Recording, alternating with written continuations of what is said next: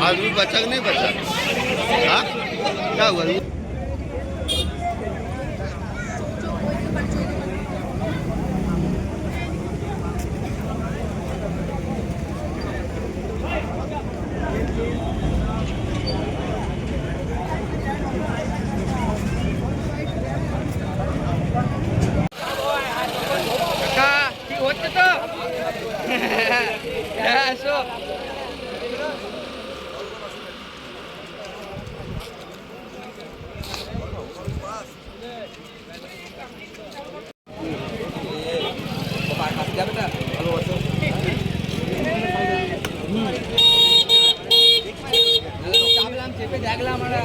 একটা বাচ্চা এই ছেলে আর কি মোটরসাইকেলে ডিবিসি বোর্ডে পেরুছিল, আর এই রোডের কোনো গাড়ি যায় না।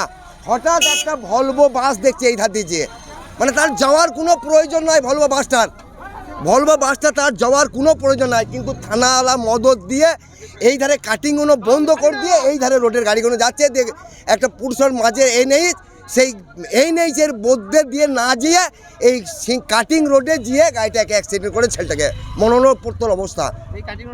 মানে কাটিংয়ের আমাদের অসুবিধা সব থেকে এই কাটিংটা এখনই খুলতে হবে, এখনই দু সাইডে কাটিংটা খুলতে হবে।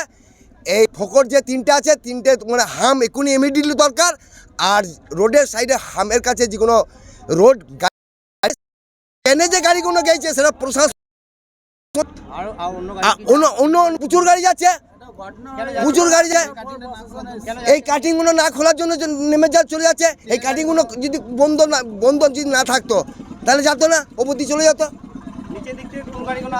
নিচে দিয়ে সবই গাড়ি যাচ্ছে দেখছি। এই কোলকলে ফ্যাক্টরিতে গাড়িগুলো যে ঢুকছে, ভলভো বাসগুলো ঢুকছে, লেলেম গাড়িগুলো ঢুকছে, তেল ট্যাঙ্কারগুলো ঢুকছে, মিলের গাড়িগুলো ঢুকছে। মিলে যারা চাল লোড করতে আসে সেই গাড়িগুলো ঢুকছে। তাদের কোনো ঢোকার প্রয়োজন নয়। যদি কোলকলের ওইখানটা কাটিংটা থাকতো তাহলে ওই ধারে নেমে চলে যেত, আমাদের গ্রামটা পুরো বেঁচে যেত। আমরা চাইছি এই কাটিংটা ইমিডিয়েটলি খুলুক, এই ফোকর কাছে একটা হাম দেখ, আর ফোকরের সাইডে যে গাড়িগুলো থাকে সেগুলো গাড়িগুলো সরাবার ব্যবস্থা করতে। আবেদন করলাম, ওসি সাহেব বললো যে আমার এখতিয়ারে নাই। তাহলে এবারে যাদের এখতিয়ারে আছে প্রশাসন আসুক, সেই প্রশাসন তাদেরকে নিয়ে বসে কিভাবে কাটিংটা করা যাবে সেটা চিন্তা ভাবনা করুক প্রশাসন। বৃহত্তর আন্দোলন নামবে, গোটা পুরসা গ্রাম আন্দোলন নামবে, দলমত নির্বিশেষে আন্দোলন নামবে। আমার নাম শেখ গুলজার হোসেন, পুরসা। সার্ভিস লাইনে আমাদের যে ডিভিসি পুলে বাম্পার ছিল, সে বাম্পারটাকে ব্রেকার ছিল, সে ব্রেকারটাকে ওরা ভেঙে দিয়েছে এনেছে কর্তৃপক্ষরা। দিয়ে সেটা দিয়ে একটা ভ্যালভো বাস গলসি থেকেই আসছে সার্ভিস রোডে, কিন্তু ভ্যালভো বাসের তো আসার দরকার নেই সার্ভিস রোডে। কিন্তু ডিভিসি পোলে আমাদের যে ভাগনা ও ক্রসিং করছিল, একবারে ছেঁচুরে নিয়ে যে আপনার কমসে কম 20 হাত দূরে একবারে মোটরসাইকেল নিয়ে যায় এবং রক্ত হয়ে গেছে এবং মোটরসাইকেলও চূর্ণ বিচূর্ণ হয়ে গেছে। ওনার নাম শেখ মীর অপু, ডাকনাম ভালো নাম হচ্ছে অঙ্কিত। কোন জায়গায় হয়েছে? এটা পুরসা ডিভিসি পোলে হয়েছে একবারই। আপনারা কি এখন পথ অবরোধ করেছেন? পথ অবরোধ করেছি আমরা। এনএইচকে সব জায়গাতেই আমরা ব্লকে দিয়েছি, পঞ্চায়েতে দিয়েছি, থানাতে দিয়েছি, ডিএম অফিসে আছে, এসপি অফিসে আছে, দুর্গাপুর যে এনএইচের অফিস আছে মেন খোদ, সেখানেও দিয়েছি। সব জায়গাতে আমাদের কাছে রিসিভ আছে। আমরা এনএইচকে বলেছি কর্তৃপক্ষের কাটিংয়ের জন্য, কাটিংটা কোনো ওরা অবহেলা করছে।